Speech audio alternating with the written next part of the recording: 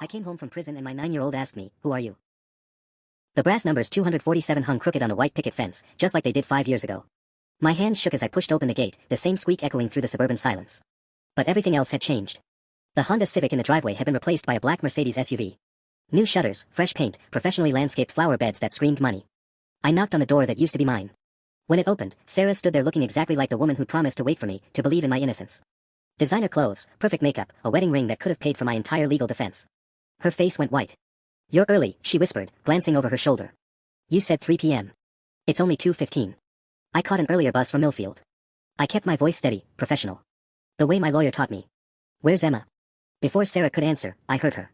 My daughter's laugh, high and musical, floating from the backyard. The same laugh I'd played on repeat in my mind through 1,847 nights in a concrete cell. She was alive, she was happy, she was 9 years old and I'd missed 4 birthdays. "Daddy." "Push me higher." My heart stopped. Then I saw him through the sliding glass door, tall, clean-shaven, wearing khakis and a polo shirt, pushing my little girl on a swing set I'd never seen before. Emma had grown so much. Her baby fat was gone, replaced by gangly arms and legs. Her hair was longer, darker. "Emma, sweetheart, come inside," Sarah called out, her voice artificially cheerful. "There's someone here to see Mommy." The swinging stopped. Emma bounded toward the house, all energy and sunshine, and I prepared myself for the moment I'd dreamed about. My baby girl, running into my arms, telling me how much she'd missed me. Instead, she stopped dead when she saw me. Her bright blue eyes, my eyes, looked me up and down with the wariness of a child who'd been taught about strangers. "Who are you?" she asked. 3 words. Simple question. It felt like a knife between my ribs. I opened my mouth, but no sound came out. How do you explain to your own child that you're her father when she's staring at you like you're nobody? "Emma, go play in your room for a few minutes," Sarah said quickly. "Mommy needs to talk to this man." "But what about the pool party later? You promised we could set up the new floaties Tom bought me." "Tom." His name was Tom. "We will, baby. Go on upstairs." Emma skipped away without a second glance at me. I watched her disappear around the corner, this stranger who used to fall asleep on my chest while I read her bedtime stories about brave princesses and talking animals. "How could you?" I whispered when we were alone. Sarah crossed her arms. "How could I what?" "Provide for my daughter. Give her a stable home. A father who's actually here." "I'm her father." "You were in prison, Marcus. For armed robbery." What was I supposed to tell her? The truth. That I was innocent. That I was fighting to come home to her. Sarah's laugh was bitter. "Innocent?" The jury said otherwise. I pulled the folded papers from my jacket pocket. The DNA evidence. The recanted testimony. The proof that had taken my lawyer 3 years to uncover. The conviction was overturned, Sarah. All charges dropped. "You got the notification 2 weeks ago." Her face told me everything I needed to know. She knew. The way her jaw tightened, the slight tremor in her perfectly manicured hands, Sarah had known about my exoneration for 2 weeks and said nothing. "You got the letter," I said. It wasn't a question. "I don't know what you're talking about." But her voice lacked conviction. District Attorney's Office sends notification letters to victims' families when convictions are overturned. You would have received one on November 15th, certified mail. Sarah's silence stretched between us like a chasm. Through the sliding door, I could see Tom setting up an elaborate poolside spread, inflatable flamingos, a rainbow unicorn float, enough pool toys for 10 kids. The price tags were probably still attached to half of it. "How much?" I asked. "How much what?" "How much is he worth?" "Your husband." "That's none of your business." I'd had 5 years to think, to piece things together during those endless nights in my cell. Sarah's transformation from struggling single mom to suburban princess hadn't happened overnight. The timeline was all wrong. "You were seeing him before I was arrested, weren't you?" Her face flushed. "You're delusional." "Tom Richardson. Owner of Richardson Construction." I watched her eyes widen in surprise. "Yeah, I did my homework on the bus ride here. Net worth approximately $2.3 million. Divorced his first wife in 2018. Started dating a woman named Sarah Walsh, that's your maiden name, by the way, in January 2019. 3 months before my arrest. You need to leave." He was at Emma's 4th birthday party. I found the photos online. Your Facebook account from before you locked it down. The prison library's computers were ancient, but they worked. Emma's blowing out candles, and there's Tom in the background. February 14th, 2019. Want to explain that? Sarah's composure cracked. It wasn't like that. Then what was it like? Because from where I'm standing, it looks like you found yourself a meal ticket and decided your ex-con husband was bad for your image. You were gone, Marcus. Do you understand that? 5 years of appeals and lawyers and false hope. Emma needed stability. Emma needed her father. She has one. Tom adopted her legally 6 months ago. Her name is Emma Richardson now. The words hit me like a physical blow. You, what? He's been her daddy since she was 5. He's the one who taught her to ride a bike, who takes her to gymnastics, who helps with homework every night. You're just some guy who used to live here. Emma's voice drifted down from upstairs, talking to someone on the phone. "Yeah, Daddy said we can invite the whole class. He's getting one of those giant water slides." "Daddy." She was talking about him. "The court will overturn the adoption when they hear the facts," I said, though my voice sounded hollow even to me. "What court? What facts?" Sarah stepped closer, and I caught a whiff of expensive perfume. You think you can just waltz back in here and disrupt our lives? Emma doesn't even remember you, Marcus. To her, you're nobody. I'm her biological father. Biology isn't everything. Tom's been depositing $500 into Emma's college fund every month since we got married. He bought her a pony for her 8th birthday. A pony, Marcus. What can you offer her? You don't have a job, a car, or even a place to live. She was right, and we both knew it. I'd been released with $47 in gate money and a bus ticket. My old apartment was long gone, my few possessions sold or discarded. 5 years in the system had erased me from the world as thoroughly as Sarah had erased me from Emma's memory. But I'd survived worse than Sarah Walsh's cruelty. I want my visitation rights, I said. Over my dead body. Visitation rights? Sarah laughed, but there was no humor in it. Marcus, you don't understand. There are no visitation rights. You signed them away. My blood turned to ice. What are you talking about? Before your trial. Your lawyer said it would look better to the jury if you voluntarily relinquished parental rights. Show the court you were putting Emma's well-being first. Sarah's smile was razor-sharp. Don't you remember signing the papers? I did remember. Sort of. Those final weeks before trial were a blur of legal documents, plea bargain discussions, and my public defender shoving papers under my nose every other day. Sign here, initial there, this helps your case. I trusted him completely, first mistake. That was temporary, I said, but doubt crept into my voice. Check the fine print. Permanent relinquishment of all parental rights, effective immediately upon conviction. Tom's adoption made it official. Legally speaking, you have no claim to Emma whatsoever. The ground shifted beneath my feet. 5 years of planning my return, dreaming of rebuilding my relationship with Emma, and it had all been decided by paperwork I barely remembered signing. Mommy. Emma appeared at the top of the stairs, clutching a stuffed unicorn I'd never seen before. Can I have a snack before Madison comes over? Of course, baby. There's fruit salad in the fridge. Emma bounded down the stairs and paused in front of me again, studying my face with curious eyes. Are you here about the pool cleaning? Daddy said the guy was coming today. Pool cleaning. She thought I was hired help. No, sweetheart, I managed. I'm just talking to your mom. Oh. She tilted her head. You look sad. Did someone die? The innocence of the question nearly broke me. No, Emma. Nobody died. That's good. Death makes everyone cry. Like when my goldfish Mr. Bubbles died and Daddy bought me 3 new ones the same day so I wouldn't be sad. She bounced on her toes. Do you want to see them? They're in my room. Daddy got me a huge tank with a treasure chest and everything. Daddy. Always Daddy. Emma, go get your snack, Sarah interrupted. As Emma skipped toward the kitchen, I caught sight of the refrigerator covered in drawings, report cards, and photos. Family vacation pictures from Disney World. Emma grinning gap-toothed in a Halloween costume. Tom carrying her on his shoulders at what looked like a baseball game. 5 years of memories. 5 years of moments that should have been mine. She seems happy, I said quietly. She is happy. Tom adores her. He's planning to take her to Paris this summer, her first trip to Europe. She's already learning French on that language app he bought her. Paris. I'd never even taken Emma to the zoo. There's something else you should know, Sarah continued, her voice dropping to a whisper. Emma thinks her biological father died when she was little. Some kind of accident. It was easier than explaining why he abandoned us. My hands clenched into fists. I never abandoned you. Didn't you? The drugs in your car, the convenience store robbery, the signed confession. I was framed, Sarah. The DNA proves it. Michael Torres confessed to planting everything. It's all in the court documents. Michael who? I studied her face, searching for recognition. Torres. The actual robber. He admitted to switching license plates with my car, planting the weapon in cash. Said someone paid him $5,000 to make sure I went down for it. Sarah's expression remained blank, but something flickered behind her eyes. That's ridiculous. Why would anyone want to frame you? Good question. I was nobody special. Just a guy working construction, trying to support his family. Who would benefit from putting me away? The kitchen timer chimed, and Tom's voice boomed from the backyard. Sarah. Can you grab more ice from the garage freezer? The kids will be here soon. I have to go, Sarah said quickly. Tom's throwing Emma a pool party for her half-birthday. All her friends from school are coming. Half-birthday. Another tradition I'd missed, another piece of Emma's life that belonged to someone else. But as I watched Sarah hurry away, one thought crystallized in my mind. Someone had paid Michael Torres $5,000 to destroy my life. And I was starting to suspect I knew exactly who had that kind of money to spend. The garage door was open when I walked around the side of the house. Tom stood with his back to me, loading bags of ice into a cooler. Even from behind, everything about him screamed money, the perfectly pressed polo shirt, the expensive watch catching sunlight, the way he moved like someone who'd never doubted his place in the world. Excuse me, I called out.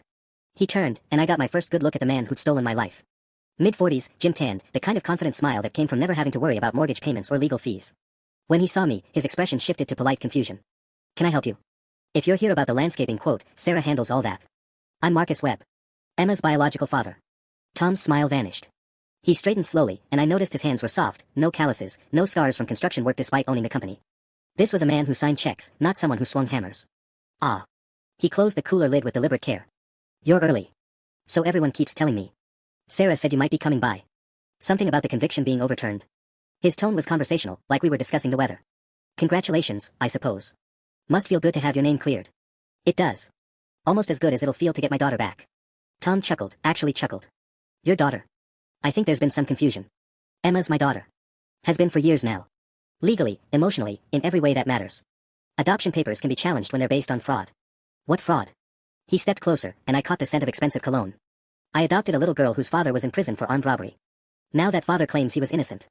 Even if that's true, and the courts will decide that, it doesn't change the fact that Emma has a family. A real family. Through the open garage, I could see boxes stacked along the walls. Moving boxes, but they looked old, settled. My eyes caught something familiar, the corner of a picture frame sticking out from one marked Sarah's old photos. How long have you known Sarah? I asked. We met about 4 years ago. Mutual friends introduced us. The lie came easily, practiced. She was raising Emma alone, struggling to make ends meet. I helped them build a better life. Mutual friends. Which friends? Tom's jaw tightened slightly. I don't see how that's relevant. Humor me. Look, Marcus, can I call you Marcus? I understand this must be difficult. Coming home, finding your ex-wife remarried, your daughter calling another man daddy. But you need to think about what's best for Emma. I am thinking about Emma. Which is why I'm curious about the timeline. I pulled out my phone, scrolled to the photos I'd screenshot at the library. This is Emma's 4th birthday party. February 14th, 2019. You're in the background, helping with decorations. But you just said you met Sarah 4 years ago. Tom glanced at the phone, his expression carefully neutral. I might have been off by a few months. A few months? Try 10. You were at that party 3 months before I was arrested. 3 months before Sarah's world supposedly fell apart and she needed rescuing. What exactly are you implying? From inside the house, Emma's laughter rang out, followed by the sound of running feet. Daddy. Madison's mom just texted. They're 5 minutes away. Tom's face softened instantly. Tell her I'll have the music ready, princess. I will. The footsteps faded back toward the kitchen. She adores you, I said quietly. And I adore her. Emma's the best thing that ever happened to me. Tom's voice carried genuine warmth. Which is why I won't let you destroy her happiness. Is that a threat? It's a fact. Emma doesn't remember you, Marcus. To her, you're a stranger who showed up on her doorstep making crazy claims. Do you really want to traumatize a 9-year-old girl by turning her world upside down? He was right, and I hated him for it. Emma seemed genuinely happy, secure in the life Tom and Sarah had built for her. What kind of father would I be if I ripped that away just to satisfy my own need for justice? But then I remembered Michael Torres in his orange jumpsuit, confessing to a crime that had cost me 5 years of freedom. Someone had paid him to frame me. One more question, I said. Where were you on March 15th, 2019? The night of the convenience store robbery. Tom's face went completely blank. I have no idea. That was 5 years ago. It was the night your business loan got approved. Richardson Construction's expansion into commercial development. $15 million credit line from First National Bank. I'd done my homework on that bus ride. Funny coincidence, don't you think? Your biggest business deal closing the same night I got framed for armed robbery. You're insane. Maybe. But I've got time to figure it out. All the time in the world. Tom stepped close enough that I could see the fear flickering behind his confident facade. Stay away from my family, Marcus. That's not a request. The sound of car doors slamming in the driveway broke the tension. Children's voices, high and excited, echoed from the front yard. Emma's pool party guests were arriving. We're done here, Tom said, but his voice had lost its earlier confidence. Actually, we're just getting started. I pulled out a second set of papers from my jacket. Michael Torres didn't just confess to framing me. He kept records. Bank deposits, text messages, even a burner phone with some very interesting call logs. Tom's face went ashen. I don't know what game you're playing. March 10th, 2019. 5 days before the robbery. Someone transferred $5,000 into Torres's girlfriend's account. Want to guess which bank it came from? The garage suddenly felt too small. Tom's breathing had gotten shallow, and a thin sheen of sweat appeared on his forehead despite the cool autumn air. First National Bank, I continued. Same bank that approved your loan. Same bank where you sat on the commercial lending board until 2020. Interesting position to hold, wouldn't you say? Access to all sorts of financial information, account numbers, routing details. You can't prove anything. Can't I? Torres kept the phone. Every text, every call, timestamped and logged. The FBI's cyber crimes unit is very thorough when they want to be. That was a bluff, I hadn't talked to any FBI agents yet. But Tom didn't know that. From inside the house, Sarah's voice carried through the open door. Emma, sweetie, go get changed into your swimsuit. Daddy will be right in to help with the pool games. Okay, Mommy. This is going to be the best party ever. The pure joy in my daughter's voice cut through me. Here I was, threatening to tear apart the only family she'd ever really known, all for the sake of revenge against 2 people who'd stolen my life. But then I thought about those 1,847 nights in a concrete cell, dreaming of the moment I'd hold Emma again. The birthdays I'd missed, the bedtime stories unread, the scraped knees I hadn't been there to kiss better. Why? I asked quietly. Why did you need me gone so badly? Tom leaned against his Mercedes, suddenly looking older than his 40-something years. You want the truth? I think I've earned it. Sarah was pregnant. The words hit me like a physical blow. What? Early 2019. She found out in January, right after we started getting serious. But she was still married to you, still playing the devoted wife waiting for her husband's trial.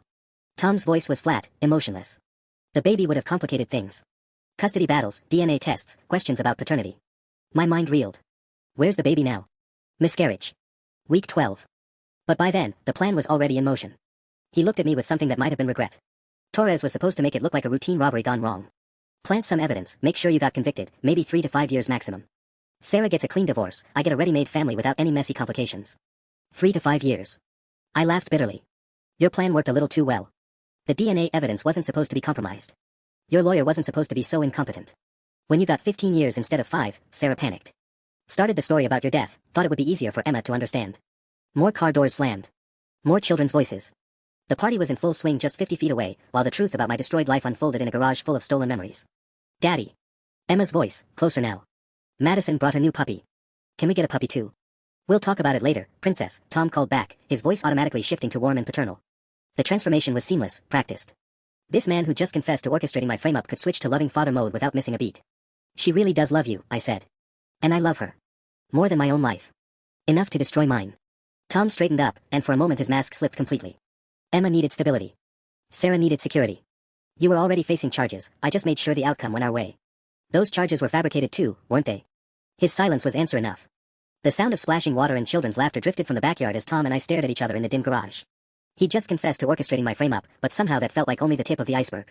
The original charges, I pressed. The drug possession that started this whole mess. That was you too.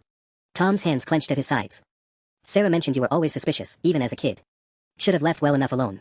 Answer the question. Detective Ray Kowalski. Owed me a favor after I built his deck for half price. Amazing how easy it is to get someone pulled over for a routine traffic stop when you know the right people. Tom's voice had gone cold, businesslike. 2 ounces of cocaine in your toolbox, just enough to make you look like a dealer. Should have taken the plea bargain like your lawyer suggested. The pieces clicked into place. My public defender, Carl Morrison, had pushed hard for that plea deal. 6 months in county jail, 3 years probation. You got to Morrison too. $50,000 can be very persuasive when a lawyer's facing his own financial difficulties. Gambling debts are a terrible thing. Tom checked his expensive watch. Morrison was supposed to convince you to plead guilty to simple possession. When you insisted on fighting the charges, we had to get creative. So you escalated to armed robbery. Torres was already in our pocket from some construction site thefts. Easy enough to point him toward that convenience store, make sure your car was in the vicinity. Tom's tone was matter-of-fact, like he was describing a business transaction. The gun in your trunk was overkill, I'll admit, but Sarah was getting impatient. She wanted you gone before the baby started showing. From the backyard, I heard Emma's voice rise above the others. Marco. Polo, came the chorus of replies. My daughter was playing the same game I'd taught her in the community pool when she was 4. The memory hit me like a sucker punch, Emma in her little purple swimsuit with the seahorse pattern, arms wrapped around my neck, begging me to play one more round. The baby, I said quietly. Was it mine or yours? Tom's jaw worked silently for a long moment. Sarah was never sure. The timing was complicated. Another lie. I could see it in the way his eyes shifted, the slight tremor in his voice. You know exactly whose baby it was. It doesn't matter now. The miscarriage. Was there even a miscarriage? The question came out harder than I'd intended. Tom's face went white. Of course there was. You think we'd lie about something like that? But his reaction told me everything. No grief, no sadness, just the defensive anger of a man caught in another deception. Where's my child, Tom? I told you, there was a miscarriage at 12 weeks. Sarah was devastated. He was talking too fast now, the practiced confidence cracking. We have all the medical records if you need proof. Medical records can be forged. Especially when you have money and connections. I stepped closer. Detective Kowalski, my lawyer Morrison, the bank where you sat on the lending board, how many people did you buy, Tom? You're paranoid. 5 years in prison will do that to a man. Daddy. Emma's voice, much closer now. The unicorn float has a leak. I'll be right there, sweetheart. Tom called back, then lowered his voice. This conversation is over. You got what you came for, the truth about your case. Now leave my family alone. Our family. Emma is still my daughter, no matter what papers you filed. Emma is happy. Look around, Marcus. Really look. She has friends, stability, a college fund worth more than you'll make in 10 years. Are you really going to destroy that because your pride got hurt? Through the garage's side window, I could see into the backyard. Emma stood at the edge of a kidney-shaped pool that definitely hadn't been here 5 years ago, pointing at a deflating unicorn float while a dozen kids in colorful swimsuits splashed around her. She looked so confident, so at ease in this world of plenty that Tom had built for her. But she was still my daughter. Still the little girl who used to fall asleep to my terrible singing voice reading stories about brave knights and magical kingdoms. I want a DNA test, I said. What? You heard me. If you're so sure Emma's better off with you, prove it. DNA test to confirm I'm her biological father. If I am, we go to court and let a judge decide what's best for her. Tom's face had gone from white to gray. That's completely unnecessary. Emma's adoption is final. Adoption based on fraudulent information. The court will be very interested to hear how you orchestrated my conviction to clear the path. You have no proof of anything. Torres is a convicted felon with every reason to lie. Morrison died 2 years ago, heart attack. Kowalski retired to Florida. Tom's voice had steadied, the businessman calculating his odds. Even if half of what you're claiming is true, it'll be your word against mine. Maybe. But I've got nothing left to lose, Tom. 5 years in prison teaches you patience. I can spend the next 5 years making your life hell, dragging you through depositions and court hearings and criminal investigations. How long do you think your construction business will survive that kind of scrutiny? For the first time since we'd started talking, Tom looked genuinely worried. What do you want? He asked quietly. The question hung between us as another burst of laughter erupted from the pool party. What did I want? My old life back. Impossible. Emma's love and recognition.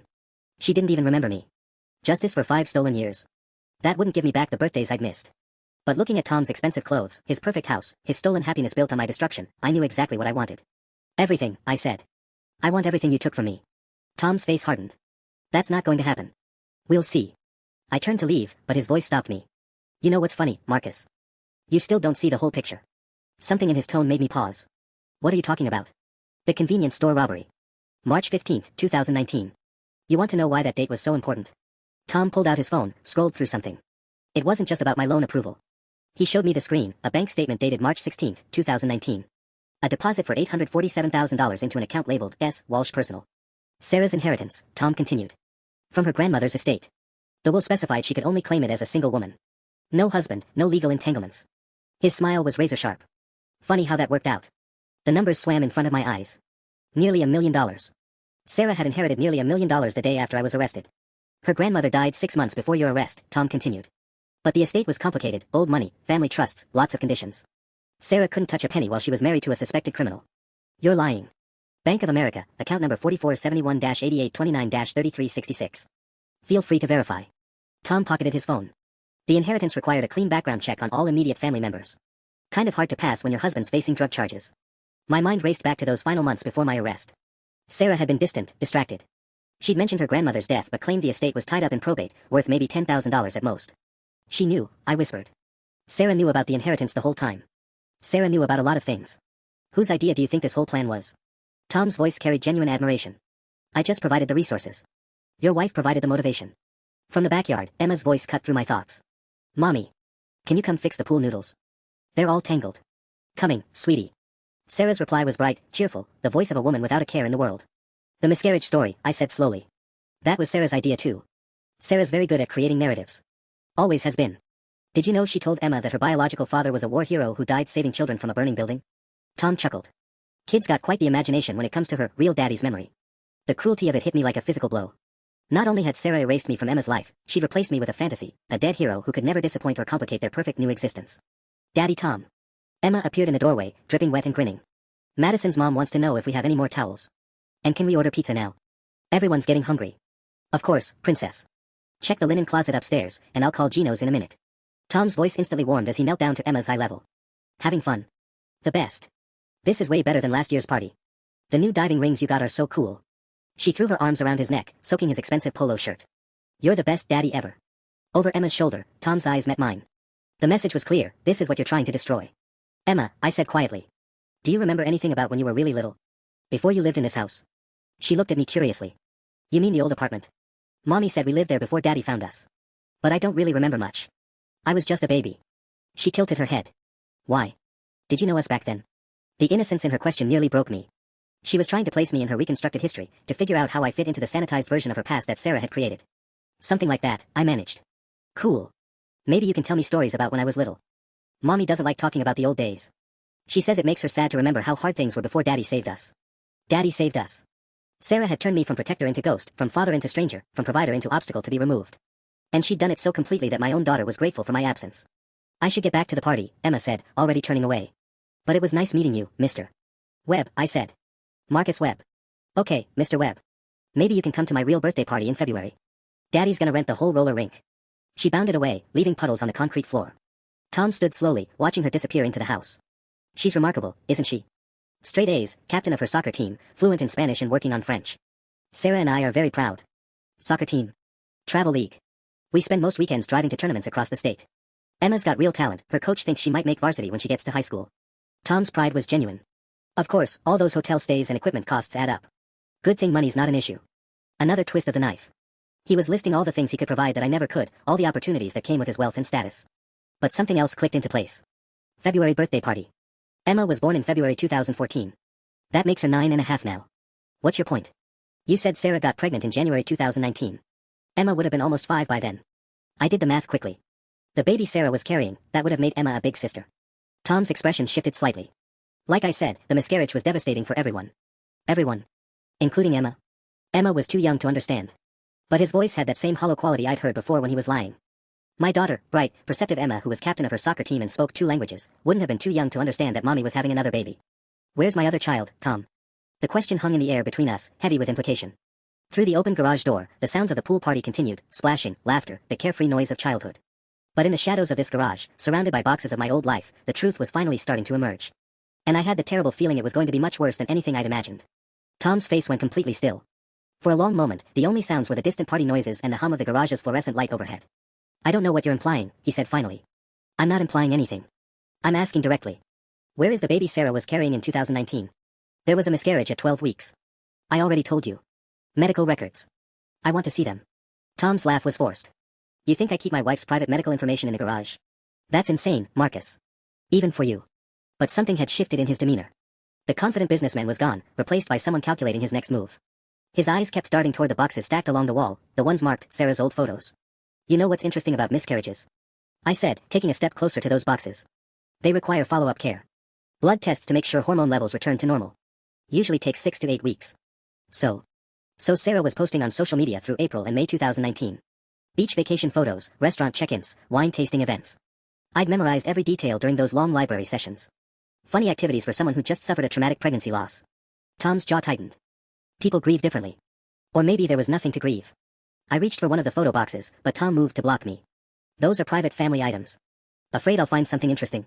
Get away from those boxes, Marcus. I'm warning you. But it was too late. My fingers had already found the edge of the box marked Sarah 2019 to 2020. Before Tom could stop me, I lifted the flap and pulled out the first photo album I could reach. The pictures inside made my blood freeze. Sarah in a hospital bed, glowing and exhausted, holding a tiny baby wrapped in a pink blanket. The timestamp read August 14, 2019, 5 months after the supposed miscarriage. Whose baby is this? I whispered. Tom lunged for the album, but I held it away from him, flipping through page after page of newborn photos. Sarah nursing the baby. Tom cradling her in the hospital room. A birth certificate partially visible in one shot, with the name, Sophia Richardson, clearly printed. Where is Sophia, Tom? You need to put that back right now. She's my daughter, isn't she? That's why you needed me gone so badly. Not just to clear the way for your adoption of Emma, but because Sarah was pregnant with my child and you couldn't risk a custody battle. Tom's face had gone ashen. Sophia is mine. I was there for her birth, I've raised her from day one. Just like you raised Emma from day one. I kept flipping through the photos, my hands shaking. There were dozens of them, first steps, first birthday, Christmas morning. A whole life documented and hidden away. She's 4 years old now. Where is she? Upstairs. Taking a nap. The admission slipped out before Tom could stop himself. My other daughter was in this house. Right now. While I'd been focused on Emma, my younger child had been sleeping just floors above us. I want to see her. Absolutely not. She's my daughter, Tom. My blood. She doesn't know you exist. His voice cracked with desperation. Sophia has never heard your name. To her, I'm Daddy. I'm the only father she's ever known. From upstairs, a small voice drifted down, different from Emma's, younger and softer. Daddy. I'm thirsty. Tom closed his eyes briefly. I'll be right up, sweetheart. Is that her? I whispered. Mommy said she'd bring me juice after the pool party started, but I can't find her. The voice was getting closer, little feet on hardwood floors. Stay here, Tom said urgently. Don't move, don't say anything. I'll handle this. But it was too late. A little girl appeared in the doorway, 4 years old with dark curls and unmistakable blue eyes. My eyes. She was wearing a pink princess dress and clutching a stuffed elephant. When she saw me, she stopped and stared with the same curious expression Emma had shown earlier. Who's that, Daddy? Tom scooped her up quickly, his voice artificially bright. Just a man talking to Daddy about work stuff. Very boring grown-up things. But Sophia kept looking at me over Tom's shoulder, her small face scrunched in concentration. He looks familiar, she said quietly. Like somebody I dreamed about. The words hit me like a physical blow. Some part of her recognized me, some deep, primal connection that even 4 years of separation couldn't completely erase. That's silly, baby girl. You've never seen him before. Tom was already backing toward the house. Let's go get you that juice. But Daddy, his eyes are the same color as mine. And Emma's. Like blue like the sky. Sophia reached one small hand toward me. Are you my other daddy? Tom went rigid. What did you say? My other daddy. Sometimes I dream about him. He sings songs and tells stories about dragons. Her voice was matter-of-fact, innocent. Mommy said it's just my imagination, but maybe it's real. The garage fell silent except for the distant sounds of Emma's pool party. Tom clutched Sophia tighter, his face a mask of panic and rage. She dreams about me, I said quietly. Even though she's never met me, some part of her remembers. Children have vivid imaginations. It doesn't mean anything. But we both knew better. Sophia was looking between Tom and me with the sharp intelligence of a 4-year-old who just discovered that the adults in her life had been keeping secrets.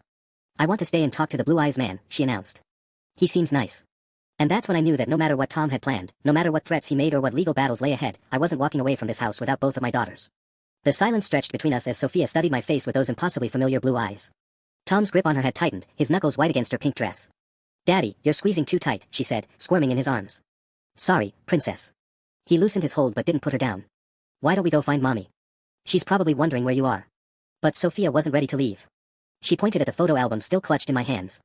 "What are those pictures?" "Nothing important," Tom said quickly. "Just old." "Those are pictures of you," I said, unable to stop myself. "When you were a tiny baby." Tom's eyes flashed with warning, but Sophia's face lit up with curiosity. "Really? Can I see?" Before Tom could object, I held up one of the hospital photos, Sarah cradling newborn Sophia, both of them exhausted but peaceful. "This is the day you were born. August 14th, 2019. I remember that." Sophia bounced excitedly. "Mommy showed me pictures before, but then she put them away. She said they made her sad because Daddy wasn't there yet." Tom's face had gone white. "Sophia, we really need to." "But Daddy, you are in the pictures. Right there." She pointed at a photo of Tom holding her in the hospital room, beaming with pride. "You were there when I was born." "Born," Tom corrected automatically. "And yes, I was there. I've always been there." Something in his tone caught Sophia's attention. She tilted her head, studying his expression with the unsettling perceptiveness of a child who'd learned to read adult emotions. "Are you and Mommy keeping a secret?" she asked. The question hung in the air like a challenge. From the backyard, Emma's voice carried over the fence. "Where's Daddy? He said he'd help us with the diving contest." "I have to go," Tom said, but he seemed frozen, caught between his two daughters and the web of lies that was rapidly unraveling. "The dreams," I said softly, looking directly at Sophia. "What do you dream about?" "Marcus, don't." Tom's voice was barely a whisper. But Sophia's face had already brightened. "I dream about a man who sings the dragon song. He has a deep voice and he makes up different verses every time." She looked at Tom apologetically. "Your voice is nice too, Daddy, but it's not the same." My throat tightened. The dragon song, I'd made it up when Emma was 2, adding new verses every night about brave dragons who protected sleeping children. I'd sung it to her every bedtime until the night I was arrested. "How does it go?" I asked. Sophia glanced at Tom uncertainly, then began singing in her clear, sweet voice. "Dragons fly through starry skies, keeping watch while baby sleeps, purple wings and golden eyes, all the nighttime darkness keeps." The words I'd written 7 years ago, somehow preserved in the memory of a daughter who wasn't even born when I used to sing them. Emma must have heard them in utero, carried them in some deep part of her developing mind, and somehow passed them to her little sister. "That's enough," Tom said sharply. "Sophia, we're going inside right now." But she wasn't listening to him anymore. Her attention was completely focused on me, her small face radiant with recognition. "You're him, aren't you? You're the daddy from my dreams." Before Tom could stop her, she wriggled out of his arms and ran to me. Her small hands grabbed mine, and for the first time in 5 years, I was holding one of my children. She was real. Warm and solid and perfect, smelling like baby shampoo and fruit snacks. "My daughter. I knew you were real," she whispered, pressing her face against my chest. "I told Mommy you were real, but she said dreams aren't true." "But you are true, aren't you?" Over her head, I saw Tom's face crumple with defeat. The careful construction of lies was falling apart, destroyed by a 4-year-old's innocent questions and inexplicable memories. And I realized that winning back my daughters was going to be even more complicated than I'd imagined. The moment was shattered by Sarah's voice calling from the backyard. "Tom. Where are you? The kids are asking about the pizza." Sophia pulled back from my chest, her small hand still gripping my shirt. "That's Mommy. She'll be so happy to see you. She cries sometimes when she thinks Emma and I are sleeping." Tom moved fast, scooping Sophia up despite her protests. "We need to go inside. Now. But I want to talk to my other daddy more." "He's not your daddy, Sophia. I'm your daddy. Only me." Tom's voice cracked with desperation. But the damage was done. Sophia's innocent words had confirmed what the photos already proved. I had another daughter, and somewhere deep in her 4-year-old mind, she'd been waiting for me. "Tom." Sarah's voice again, closer this time. "The Hendersons are asking about those business cards you promised Jim." Footsteps on the driveway. Sarah was coming around to the garage. "Hide the photos," Tom hissed at me. "If she sees those." "Sees what?" Sarah appeared in the doorway, her designer sundress perfect despite an afternoon of hosting kids. Her smile faltered when she saw Sophia in Tom's arms. "Why is she down here? She's supposed to be napping." "Mommy." Sophia reached for Sarah. "Look who I found. It's the daddy from my dreams." Sarah's face went deadly pale. Her eyes darted from Sophia to me to the photo album still clutched in my hands. "Tom, what is she talking about?" "The Blue Eyes man knows the dragon song, Mommy. Just like in my dreams." Sophia was practically bouncing with excitement. "And he has pictures of when I was a tiny baby." Sarah's composure cracked completely. "What pictures?" I held up the album. "Hospital photos. Birth certificates. For years of memories you thought you'd hidden away. Those are private." "Daddy, why didn't you tell me I had 2 daddies?" Sophia interrupted, looking between Tom and me with confusion. "Emma has 2 daddies, the one who died saving children and Daddy Tom. Do I get 2 daddies too?" The question hung in the air like a live wire. Sarah's mouth opened and closed soundlessly while Tom clutched Sophia tighter. Sweetheart, Sarah said carefully, sometimes little girls have confusing dreams. But you only have one daddy, and that's Tom. But he looks just like me. And Emma. Same blue eyes. Sophia pointed at me with the irrefutable logic of a child. And he knows my special song that nobody else knows. From the backyard, Emma's voice carried over, Mom. Dad. The pizza guy's here and nobody has any money. I have to deal with this, Sarah said, but her voice was shaking. Tom, take Sophia upstairs. Now. No. Sophia struggled in Tom's arms. I want to stay with my other daddy. The word daddy coming from her lips hit me like electricity. This little girl I'd never met was claiming me as her father with the absolute certainty that only children possess. Sophia, I said gently, what if I promise to come back and visit you soon? Would that be okay? Her face scrunched up in thought. Tomorrow. Tom's grip tightened. He won't be coming back tomorrow, princess. Or any other day. Why not? Sophia's lower lip jutted out dangerously. If he's my other daddy, he should live here too. Like a family. Sarah and Tom exchanged a look of pure panic. Their carefully constructed world was crumbling under the weight of a 4-year-old's innocent questions. And I realized I had more leverage than I'd ever imagined. We'll figure it out, I told Sophia softly. Daddies and their little girls always find a way to be together. The next morning, I was waiting in the parking lot of Emma's elementary school when the black Mercedes pulled up. Through the tinted windows, I could see Emma in her soccer uniform, backpack slung over one shoulder, chatting animatedly with someone in the back seat. Sophia. My younger daughter, heading to preschool in the same car. Sarah stepped out of the driver's seat, designer sunglasses hiding her eyes, but I could see the tension in her rigid posture. She'd spotted my rental car, a beat-up Honda Civic from the airport, all I could afford on my gate money and the $500 my lawyer had managed to recover from my old savings account. Girls, go straight to your classrooms, Sarah said, her voice artificially bright. Mommy has to make a phone call. Emma bounded toward the school entrance without a backward glance, but Sophia lingered, her small face pressed against the car window. Even from 50 feet away, I could see her scanning the parking lot, searching for something. Searching for me. Sarah approached my car with the measured steps of someone walking to their execution. When I rolled down the window, she leaned in close enough that I could smell her expensive perfume, the same scent she'd worn on our wedding day 7 years ago. Stay away from my children, she whispered. Our children. And legally, I have every right to be here. This is a school zone, Marcus. They have security cameras, resource officers. If you're planning to cause a scene, the only person who should be worried about scenes is you. I held up my phone, showing her the screen. Custody lawyer. Family court. I have an appointment at 2 p.m. today to file for emergency visitation rights. Sarah's face went ashen behind her sunglasses. You can't. The adoption papers are based on fraudulent information. When the judge learns that Tom orchestrated my conviction to clear the path for adoption, those papers become toilet paper. You have no proof. Michael Torres gave a full confession. Recorded statement, signed affidavit, the whole 9 yards. Your husband's construction company paid him $5,000 to plant evidence in my car. I scrolled to another screen. Oh, and Tom's former employee, James Mitchell, came forward yesterday. Seems he remembers Tom asking very specific questions about my work schedule back in March 2019. Wanted to know my exact route home, what time I usually stop for gas. Sarah's hands were shaking now. James Mitchell was fired for stealing. Nobody will believe a word he says. Maybe not. But combined with Torres's testimony, the bank records, and Detective Kowalski's gambling debts. I shrugged. Juries love a good conspiracy story. Through the school windows, I caught a glimpse of Emma hanging her backpack in her locker. 4th grade. She should have been excited to tell me about her classes, her friends, her favorite subjects. Instead, she had no idea her biological father was sitting in the parking lot, fighting for the right to exist in her life. What do you want? Sarah asked quietly. Joint custody. 50-50 split. Emma and Sophia spend weekends with me, alternating holidays.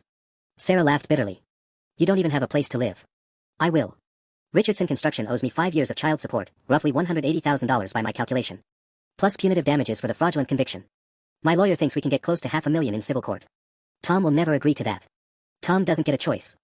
When this goes public, and it will go public, his construction business is finished. Nobody wants to hire a contractor who frames people for armed robbery.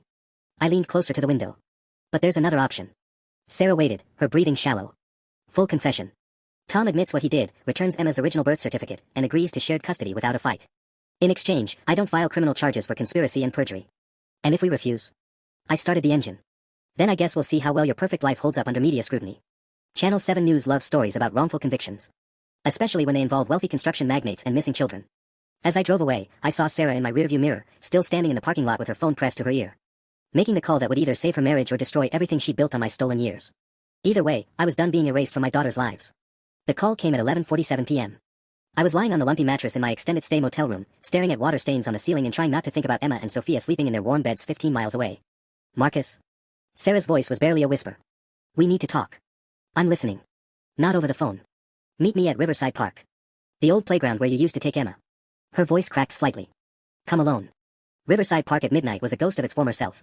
The wooden playground equipment Emma had loved was gone, replaced by modern plastic structures that gleamed eerily under the streetlights. I found Sarah sitting on a bench near the empty swings, still wearing her designer clothes but looking smaller somehow, diminished. Tom doesn't know I'm here, she said without looking at me. He thinks I'm taking a bath. I sat down on the opposite end of the bench, leaving space between us like a demilitarized zone. Ready to make a deal? There's something else you need to know. About Sophia. Sarah's hands twisted in her lap. The dreams she mentioned. About the dragon song. She's been having them since she was 2 years old. What are you saying? I'm saying that somehow, she remembers you. Not consciously, but... Sarah finally looked at me, and I saw tears tracking down her cheeks. Marcus, I tried everything. New bedtime routines, different songs, even took her to a child psychologist. But every few weeks, she'd wake up asking about the man who sang to dragons. The implications hit me like a freight train. You knew she was dreaming about me, and you said nothing. What was I supposed to do? Tell a toddler that her real father was in prison? Destroy the only stability she'd ever known? Sarah wiped her eyes with the back of her hand. Tom wanted to move away. Start fresh somewhere Sophia couldn't accidentally run into anyone who knew you. But I couldn't do it. Why not? Because deep down, I knew this day would come. I knew eventually you'd prove your innocence and come looking for them. She laughed bitterly. Tom called me paranoid. Said you'd rot in prison and we'd never have to worry about it. A group of teenagers walked past the playground, their laughter echoing off the empty equipment. For a moment, I could almost see 5-year-old Emma on those old swings, pigtails flying as she begged me to push her higher. The inheritance money, I said. Your grandmother's estate. How much of it is left? Sarah's silence told me everything. You spent it all, didn't you? The house, the cars, Emma's private school tuition, Sophia's preschool. She enumerated each expense like a grocery list. Tom's business had some rough years. Construction loans are brutal when interest rates spike. So you're broke. Leveraged. There's a difference. But her voice lacked conviction. I pulled out the manila envelope my lawyer had given me that afternoon. Bank of America called today. Seems there's been some irregularities with account 4471-8829-3366. Large cash withdrawals, wire transfers to offshore accounts. They're launching an investigation. Sarah went rigid. What kind of investigation? The kind that involves federal agents and asset forfeiture. I watched her face carefully. Funny thing about inheritance fraud, it carries a 15-year mandatory minimum. Especially when the money crosses state lines. I never committed any fraud. That inheritance was legally mine. Was it? Because according to your grandmother's will, the money could only be claimed by an unmarried woman with no criminal associations. But you were married when you filed the claim. Married to a man facing felony charges. Sarah stood abruptly, pacing toward the swings. The charges against you were dropped. 5 years later. But they existed when you signed those documents. I joined her at the swing set, remembering Emma's delighted squeals. That's called material misrepresentation, Sarah. The estate lawyers are already talking about clawback provisions. How much time do I have? Before the feds freeze your assets. Maybe a week. Maybe less. I turned to face her fully. But there might be a way out. Hope flickered in her eyes. What kind of way? Full restitution. Every penny of child support you kept from Emma and Sophia gets returned with interest. Tom dissolves the adoption papers and admits his role in framing me. You both sign affidavits detailing the conspiracy. And if we do that, I might be convinced to tell the bank investigators that it was all a misunderstanding. Mixed up paperwork. Honest mistake by a grieving granddaughter. Sarah sank onto one of the swings, the chains creaking under her weight. Tom will never agree to this. Then Tom can explain to a federal judge why he used inheritance fraud to fund a criminal conspiracy. I checked my watch, 12:23 a.m. You've got until tomorrow night to decide. After that, I file everything with the FBI field office. As I walked back to my car, Sarah called out one last question. Marcus, if we give you what you want, will you really be able to love them? After everything we put you through? I stopped without turning around. Sarah, I never stopped loving them. That's the difference between you and me. But driving back to my motel room, I wondered if love would be enough to bridge 5 years of lies and a complicated truth that my daughters might never forgive me for destroying the only family they'd ever known. The next evening, I was sitting in my rental car outside Richardson Construction's main office when Tom's Mercedes pulled into the parking lot. He sat behind the wheel for a long moment, phone pressed to his ear, gesturing angrily at someone I couldn't see. When he finally stepped out, his usual polished appearance was gone, wrinkled shirt, loosened tie, the look of a man whose world was collapsing. He spotted my car immediately and walked over with the deliberate stride of someone heading into battle. You son of a bitch, he said through my open window. Sarah told me about your little ultimatum. Clock's ticking, Tom. Federal agents tend to work fast once they smell fraud. You think you're so smart, don't you? Coming back here with your court documents and your righteous anger. Tom leaned closer, and I could smell alcohol on his breath. But you have no idea what you're really up against. Something in his tone made me pay attention. What's that supposed to mean? Tom glanced around the empty parking lot, then pulled out his phone. Remember Detective Ray Kowalski? The one who pulled you over that night? What about him? He didn't retire to Florida like I told you. Tom scrolled through his contacts, then held up the phone screen. He's been working private security for Richardson Construction since 2021. Very loyal employee. My blood went cold. You're lying. Am I? Ray's got gambling debts up to his eyeballs, even after all these years. Amazing how cooperative a man becomes when you own his mortgage. Tom's smile was predatory. He called me an hour ago. Seems there's been a development in your case. What kind of development? Michael Torres had an accident in County Lookup this afternoon. Fell down a flight of stairs. Broke his neck in 3 places. Tom watched my face carefully. Tragic, really. Especially since he was scheduled to give his deposition tomorrow. The words hit me like ice water. You killed him. I didn't kill anyone. Sometimes prison is just a dangerous place. Accidents happen. Tom pocketed his phone. Without Torres's testimony, what do you really have? The word of a convicted felon against two upstanding members of a community. My hands clenched the steering wheel. I have the bank records. The phone logs. Circumstantial evidence that proves nothing. Could be explained a dozen different ways. Tom stepped back from my car. Here's what's going to happen, Marcus. You're going to get in this piece of shit rental car and drive back to whatever hole you crawled out of. And if you ever come near my family again, you'll have your own accident. Sarah won't go along with this. She's scared of the federal investigation. Sarah will do what I tell her to do. She always has. Tom's voice carried absolute confidence. Did you really think she developed this whole plan on her own? Sweet, trusting Sarah who couldn't balance a checkbook to save her life. Something clicked. You knew her before 2019. Long before. Sarah Walsh and I went to high school together. Dated for 2 years before she met you at that construction job fair. Tom's eyes glittered with malice. Did she ever mention her ex-boyfriend Tom Richardson? The one who got away. The timeline was reshuffling in my head. You planned this from the beginning. I planned to get her back, yes. When she married you instead of me, I was patient. Built my business, made my money, waited for the right opportunity. Tom straightened his tie with deliberate precision. Amazing how one phone call about a construction bid can reconnect old friends. And amazing how quickly feelings can be rekindled when one person's husband is facing prison time. She never loved me. Oh, she loved you. For a while. But love doesn't pay for private schools or designer clothes or European vacations. Security does. Stability does. Tom turned toward his office building. Money does. What about the girls? Emma and Sophia don't deserve this. Tom paused at the entrance. My daughters are fine. Emma's got straight A's and a full scholarship track for college. Sophia's reading at a second grade level already. They're happy, healthy, and loved. Can you say the same about what you're offering them? The question hung in the air as Tom disappeared into his building, leaving me alone in the parking lot with the ruins of my carefully constructed plan. Michael Torres was dead. My star witness was gone, and with him, any realistic chance of proving the conspiracy in court. Tom was right, without Torres's confession, everything else was just circumstantial evidence that could be explained away by expensive lawyers. But as I sat there in the gathering darkness, I realized Tom had made one crucial mistake. He told me that Sarah never stopped loving me. And love, I was beginning to understand, might be the only weapon I had left. I sat in my rental car for 20 minutes after Tom disappeared into his office, watching the lights flicker on in the windows above. My phone buzzed with a text from an unknown number. Asterisk, meet me at Emma's soccer practice tomorrow. 4 p.m. Valley Fields. Come alone. S asterisk. Sarah. Even after everything Tom had just revealed, she was reaching out. Maybe love really was my last weapon. Valley Fields was a sprawling complex of perfectly manicured soccer pitches on the affluent side of town. I arrived early and found a spot in the parking lot where I could watch the practice field through my windshield. At 3:47 p.m., the black Mercedes pulled up 3 spaces away. Emma burst out of the passenger side, already in her uniform, cleats clattering on the asphalt as she jogged toward the field. She looked so confident, so comfortable in this world of privilege. Part of me wondered if Tom was right, maybe I really was just planning to destroy something beautiful for the sake of my own damaged pride. Sarah approached my car slowly, glancing over her shoulder like she expected Tom to materialize from thin air. She slid into my passenger seat without a word. Tom told me about Torres, I said. I know. He was pleased with himself when he got home last night. Sarah's hands were shaking. Marcus, I never wanted anyone to get hurt. This was supposed to be clean, simple. Murder usually isn't either of those things. Tom said it was an accident. Tom lies about everything else. Why would this be different? I turned to face her. How long have you been afraid of him? The question seemed to catch her off guard. What? You're terrified right now. I can see it. This isn't just about the federal investigation or custody arrangements. You're scared of your own husband. Sarah's composure finally cracked completely. You don't understand what he's capable of. The things he's done to protect this life we built. Then tell me. She was quiet for so long I thought she might not answer. On the field, Emma was running drills with a dozen other kids, her ponytail bouncing as she weaved between orange cones. My daughter, the soccer star I'd never seen play. There was another man, Sarah said finally.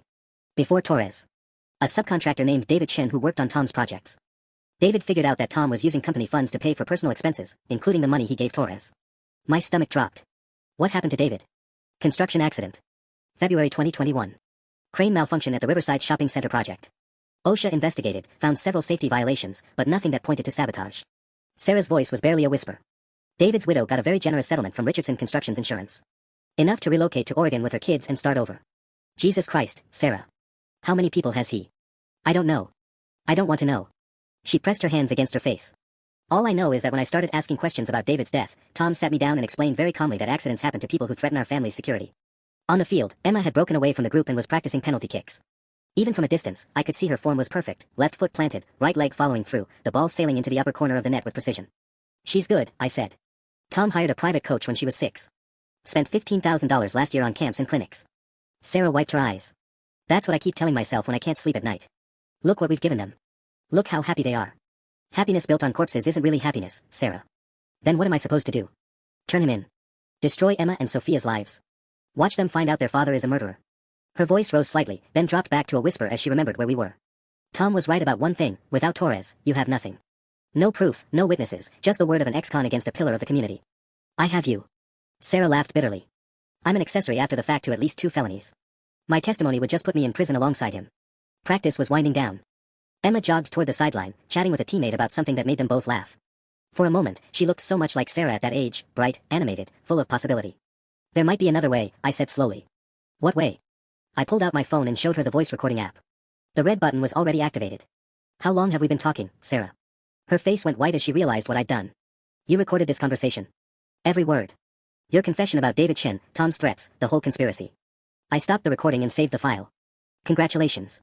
You just became my star witness. Sarah stared at my phone in horror, the weight of her recorded confession settling between us like a live bomb. On the soccer field, Emma was gathering her equipment, completely oblivious to the fact that her entire world was about to change. You bastard, Sarah whispered. I trusted you. Like I trusted you when I signed those adoption papers. Like I trusted you to tell Emma the truth about her father. I pocketed the phone carefully. Trust is earned, Sarah. And you spent 5 years proving I couldn't trust you. What do you want? Joint custody. Legal recognition as Emma and Sophia's father. And Tom confesses to framing me, on the record, in court. He'll never agree to that. Then he can explain to a jury why his wife is testifying against him in a murder trial. I watched Emma approaching the Mercedes, her face flushed with excitement from practice. Your choice, Sarah. Cooperation or destruction. That night, I waited in my motel room until 9:47 p.m. before my phone rang. Richardson Construction, this is Tom. His voice was perfectly controlled, but I could hear the strain underneath. Hello, Tom. I understand you've been having conversations with my wife. Just catching up on old times. Cut the shit, Marcus. Sarah told me about the recording. What's it going to take to make this go away? I almost smiled. Even now, facing exposure for multiple felonies, Tom thought everything could be bought. It's not going away. David Chen's widow deserves justice. Michael Torres's family deserves the truth. And my daughters deserve to know their real father. Those girls are happy. Those girls deserve better than a murderer for a father figure. I let that sink in. Here's how this works. Tomorrow morning, you and Sarah meet me at the district attorney's office. You confess to conspiracy, fraud, and accessory to murder. Sarah gets immunity for her cooperation. I get my parental rights restored. And if I refuse? Then Sarah's recording goes to the FBI, the media, and Chen's widow's attorney.